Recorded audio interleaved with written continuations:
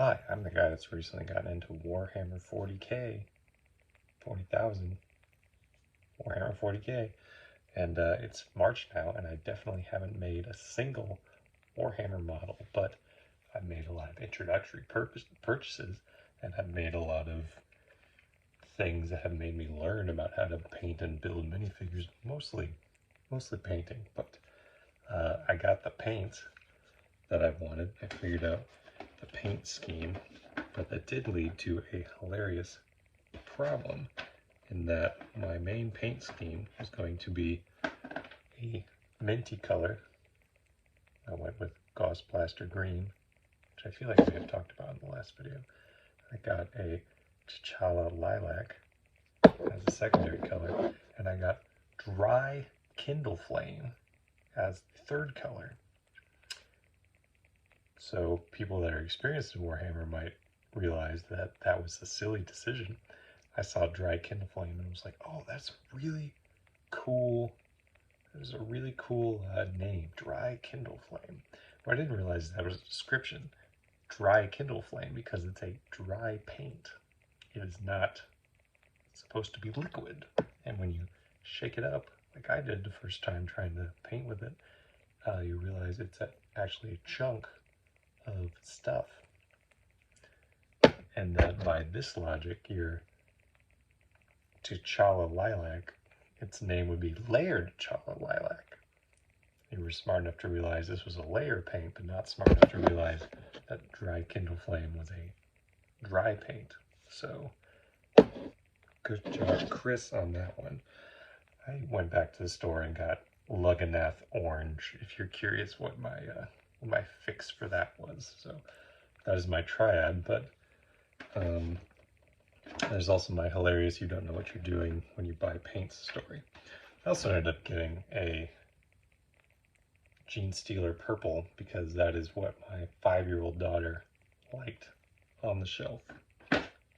Those are the main paints, but for my, oh crap, you need a different paint color paint, I got a set of game color, a set of 16.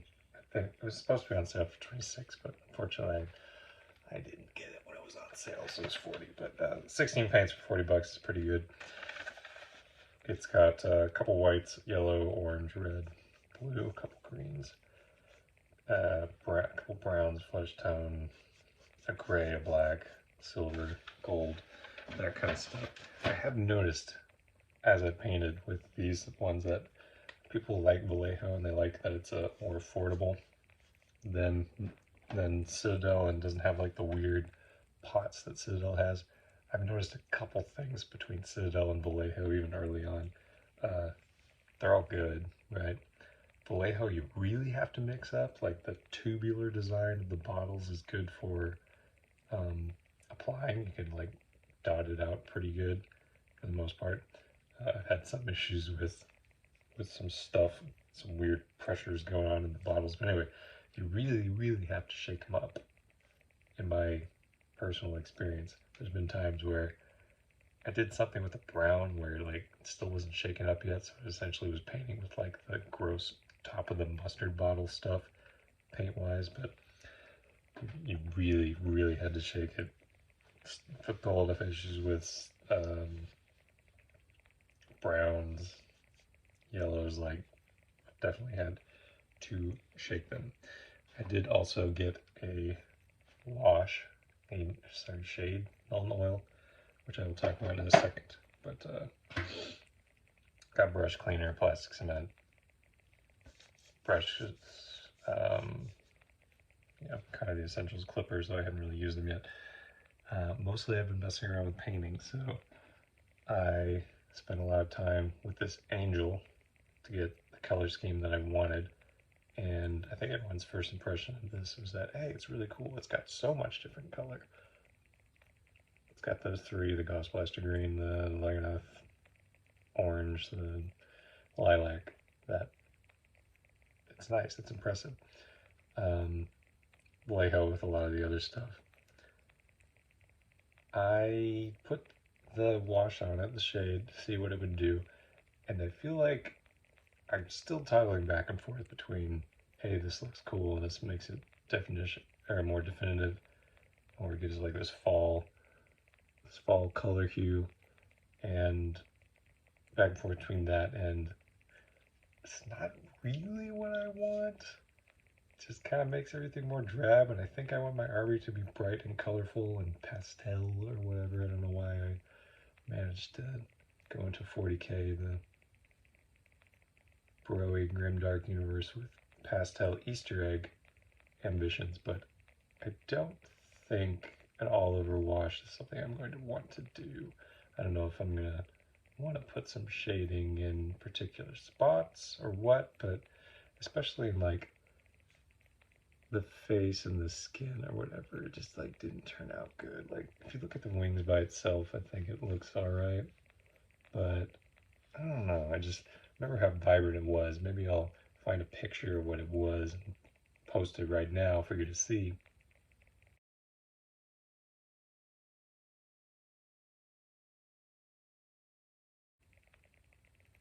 Hopefully I did it. So my wife, knowing I was running out of practice models, bought a box for like $50. I just had like 68 little miniatures that were not primed. They were not, they had mold lines. They were not painted. So a lot of practice models. I had a couple of bigger models that she wanted to paint, including a bookish dragon that she wanted. I think it was like this third-party company that makes stuff for like D&D and whatever. But so I'm working on some projects there, which meant, yes, I did actually spray paint stuff. So, and that's another story. Chris doesn't know what he's doing story. I got black spray paint and white spray paint. Bristolium 2X, whatever. Like, it's done a good job. But I got white, I got black. I wanted to do the Zenithal thing where you spray paint it totally black and then go over it with white and a lesser amount from a higher angle to get like shadows and stuff like that, because shadows and highlights are still a thing I don't know anything about. And shaking it up, I got the cardboard out with the models on, I got the gas mask on, gloves. I'm not going to spray paint anything. I don't want to spray paint. I'm outside. I'm not going to gas myself out. Everything's going good, right? Shaking up the black spray paint, shaking up the black spray paint. Open the can top sideways somehow and just immediately clipped the nozzle, like totally broke it. Like, okay. I try to get the thing back on to see if it does work, and one quick little press lets me know that no, this is not salvageable. Luckily I was able to exchange it, but with the black out of commission for the day, it was like, okay, I'm going to spray paint white. I'm going to spray paint these 4 models white, and that's what I did. So I was working with essentially 4 of these guys, 4 little stumpy dudes, and a lot of this model set had like a set of 4 models of all the same thing. They were different colors. I don't know why the plastic was in different colors. One was red, one was purple, one was dark gray, one was gray. And for this set of 4 models, I decided to make 1 for each element, just to like practice stuff, practice techniques, do things I had never done on a model that I didn't really care about. It was pretty cheap and way more affordable than a $60 set of models from Games Workshop. So first one I did was a fire one, and it's going to be hard to see the details of this probably, but I really liked how this one turned out. Essentially, there's a few things I did what I hadn't done before in this one. I painted a layer of red, and then a layer of orange, and then a layer of yellow, limiting how much coverage the model had with each of those colors to make it look like it was on fire. So that worked out pretty well. You're not going to be able to see the yellow details, but there's yellow on his hand, on his feet, and then more orange there, and then at the end I just kind of started freewheeling it and made it look like his head was on fire because it was cool and didn't necessarily make sense, but got some blackened stuff up top on the axe to show that it was on fire. And then for the base, I did red and then black on top of that so that some of the red could poke through, inevitably poke through to make it look like a lava flow. So that was fire. Water, ended up doing a couple cool things. The gist of it was essentially the blue, which, wow, I don't know about all blue paints, but it seems like this one requires a lot less effort, skill, coverage to cover something. The blue works. The blue definitely works. It's got basically blue and then dark green on his facial hair. For the base, what did I do for the base? I made him gray rocks and then did like really watered down blue to get in between all the cracks, and then I think another bluish, lighter blue thing to go on the top. I kind of forget all the steps I took, but I took that Gauss Blaster tealish minty thing and really watered it down, and then covered the whole body with that so that it seeped into the cracks and kind of gave it a translucency, like water light filtering thing. And in the end, I made the axe silver and his eyes silver to make it seem like the axe, I don't know, like woke him up. I guess that was what I decided to do there. For Earth, this is where my paint started doing weird things. I think I had a beastly brown, I want to say, for this guy's body, but it was really watery, so it was really watery, so it came out really light. I had to do a couple layers of that. I like the way it looked. It kind of made it more like a tree. I did dark green, really watery too for his facial hair, and essentially this was me learning that I could do different effects by watering down the paint, which, nice thing to know. Base, we talked about maybe doing some like moss or something on here, but basically when I finally figured out the brown, I made sure to paint that sucker pretty brown, and then did some green over it, and kind of a dry brushing technique. It'll do the job until we decide to glue a stick or some moss to it. I made the axe kind of rusty, like more realistic. It's kind of got some black on the handle to make it seem like a human was using it, trying to chop down the guy. For air, air is a really weird element to try to visualize. Like, everyone knows what fire looks like, everyone knows what water looks like, earth. You see a tree, you see the dirt. Air is just kind of this clear thing that's all around us. So I wasn't really sure how to visualize that. In a lot of video games, sometimes air ends up being the element with the yellow color, but I didn't think my yellow was good for that. I didn't think it would make a whole lot of sense. So this one is essentially me trying to mix colors for the first time. So the main part of his body is gray and white and a little bit of blue mixed together, which I didn't think I could recreate, so I kind of had to be a little expedient when it came to that.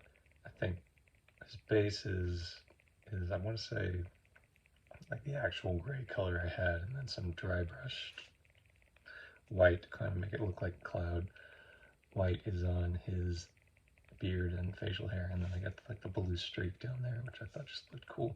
I had other plans for what I was going to do with this guy, but I kind of stopped there because I thought I could do too much and make it really weird looking. He was already looking like a snowman anyway, and also I discovered I have no idea how to do lighting yet, and it seems like the process might be long and difficult, and I don't know if that little axe can handle that. I wasn't going to do a lightning bolt thing on his arm, but maybe that's for a different day. So there's a lot of things I tried out on those 4 elemental models for the first time, and I'll probably show a picture of what they look like done here.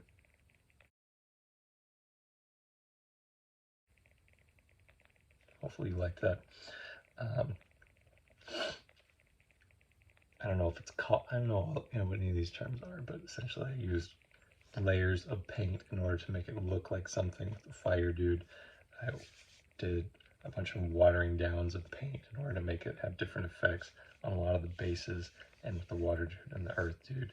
And mixing paints was the first thing the first time I tried it on the air dude. So a lot of experimentation and like trying things out and figuring out the practical application of the things you hear about. So just an example of the Zenithal that I got.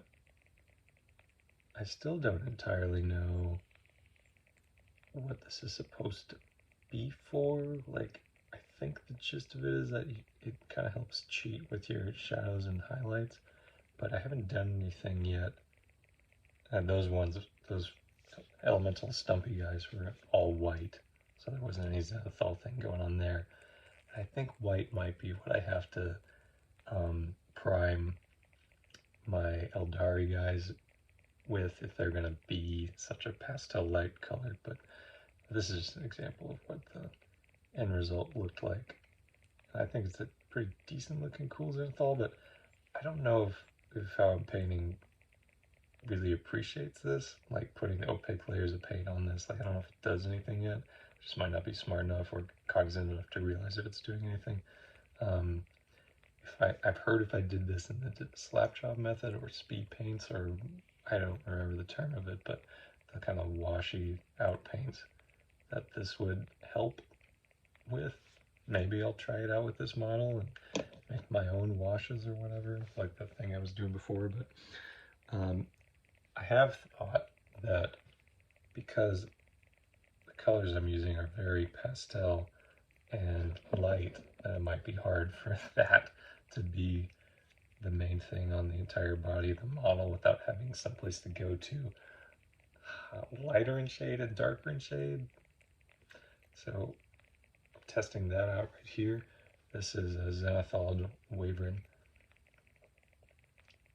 and I mixed the orange as the target color, the Luggenoth orange, with the bloody red that comes with the Vallejo to get this Charizard-ass wavering. It's got 2 layers of this. I noticed on top it was way easier to get the coverage on the white parts of the Zenithal than on the bottom with the dark parts of the Zenithal. I don't know if you can tell on camera, but that one required maybe 3 layers of orange paint. And I will have to figure out if the Zenithal is actually doing anything, or if I just covered all that spray paint up with orange for no reason.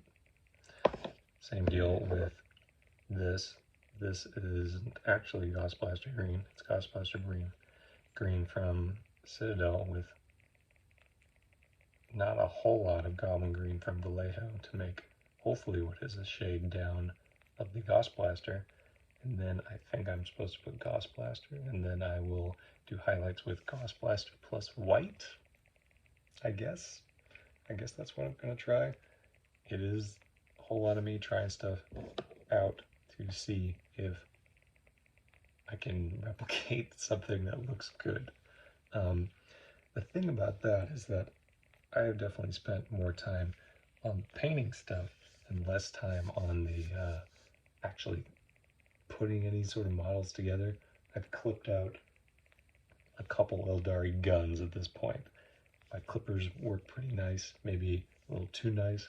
It definitely comes off the sprue better than I remember me trying to use wire cutters to cut Gundam pieces off to make a Gundam model in the early 2000s, 20 years ago, more than 20 years ago. So that's cool. I know that I still don't have a great concept of how to get rid of mold lines. I did get a mold line scraper because I felt like if I used an X-Acto knife, I would hurt myself, because I'm just aware of how poorly I use a scalpel. I haven't had a whole lot of luck with this. I am getting some sanding sticks, so hopefully this plus the sanding sticks and X-Acto knife for specific applications of things will help.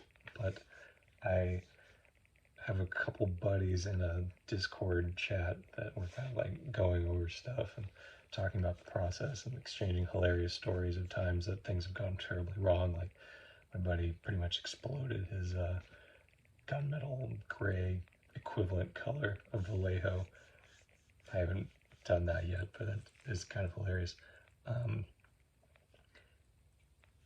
I think they are going to build their models faster and maybe spend the money faster.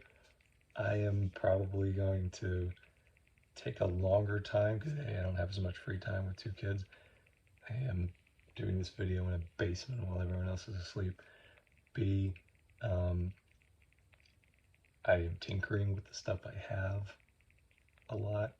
And C, I'm pretty good at not buying more than I need right now. Like, I bought that initial model set and have been content with figuring out how to learn to do the thing for several months, whereas one of those 2 is a lot younger and has already bought their 2nd combat patrol and is already painted mostly one. He's priming and painting this one as well on his way. I think I'm probably going to take a longer time in like preparing the models and assembling the models and getting rid of the mold lines and everything else. I probably will be somebody that isn't half-assing the paint job, so I think, and this is probably a good thing for my budget, I think I'm going to take longer to actually build and paint the things than maybe most would, so my bank account appreciates that. And honestly, I'm having fun with the process anyway, so that's fine. I'm not anticipating gameplay anytime soon, like, at all. I think I've been surprised how much the art part of it has appealed to me, because I'm not necessarily the most artistic person in the world sometimes, but I guess I'm learning that, you know, the artistic expression is fun, and maybe I enjoy the color stuff and conceptual stuff more than I would have thought. Like, I'm making stories out of my stupid little stump minis, so I guess that must mean I'm enjoying it somewhat. So if you have any stories of hilarious Warhammer escapades or mistakes that you made that you did so in the most hilarious fashion, please share them. And if the Warhammer community finds this video like it found the last video, know that when I posted the last video and saw all the comments from the obvious Space Marine people, know that I was a little nervous because I thought I shit on the Space Marines in that video, because I probably did outside of it, but I'm hating just a little bit. I knew I was going to be a Xenos player, but Sisters of Battle I did kind of like, but I went with the Aeldari. Comment if you like.